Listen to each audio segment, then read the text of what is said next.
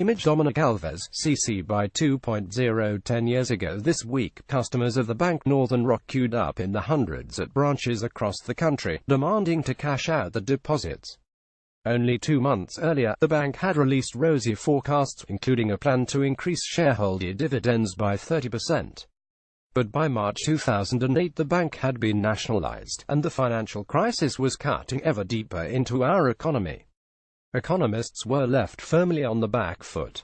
The Queen asked why nobody saw the crisis coming, and she was told that financial crises were a bit like earthquakes and flu pandemics in being rare and difficult to predict.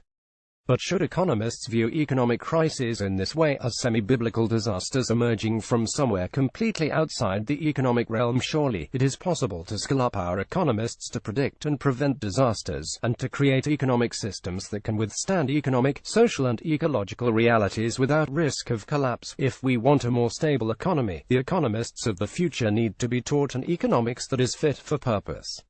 Nearly all economists start life as economics students in lecture theaters and seminar rooms. They learn the trade. Our organization, Rethinking Economics, examines and critiques what economics students are taught. Our study of 177 undergraduate economics modules in 7 prominent universities showed some stark conclusions. Across the country, students are being taught a narrow version of economics where real-world economic issues barely feature. Primarily, students are required to operate a model, show the calculations needed to reach an often predetermined right answer, or to describe rather than evaluate a theory or policy. On average, a fifth of core macro and micro modules were assessed by multiple choice exams, with one university using these for 53% of core assessment. Overall, 78% of economics assessments required no critical or independent thinking at all, and a mere 5% of exam marks required any knowledge of the real world. Shockingly, this trend persisted throughout undergraduate courses, with little or no progression onto a broader curriculum or a more analytical style in later years. More complex economic phenomena that relate to financial crises continued to be classed as external shocks, beyond the mandate of economists to consider. Given this background, it is hardly surprising that economists see economic crises as being as unpredictable as earthquakes. Economics students that are not equipped with the tools to understand real economic systems will inevitably struggle to understand and work with real-world economic events when they graduate. In the years following the collapse of Northern Rock, society learned the consequences of the economics curriculum's limitations.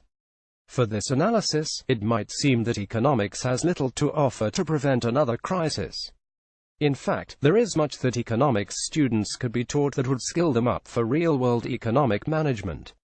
Broadening the curriculum would bring huge benefits. Courses could cover Minsky's financial instability hypothesis, which explores the impact of risky borrowing behavior on the wider financial system. This could help future economists to spot and resolve vulnerabilities to help avoid crashes. Inclusion of new Keynesian thinking, which builds in the idea that market failures are possible, could give future economists a fuller understanding of the interventions available to keep an economy functioning. Austrian economics contributes valuable insights relating to business cycles, inflation, and government intervention. Feminist economics draws our growing care economy into analysis. Ecological economics provides insight into the economic pressures that may arise as global resource availability shrinks. Economics graduates who study these and other perspectives, as well as the modeling that comprise the current curriculum, would be better placed to help manage the real economy in all its glorious complexity. When economics students are taught a broader range of perspectives and techniques, they will be better able to foresee challenges and financial risks, predict collective as well as individual human behavior, and address the ecological, social and economic challenges of our time. Universities have a huge opportunity to contribute to a decent, stable and secure economic future for us all.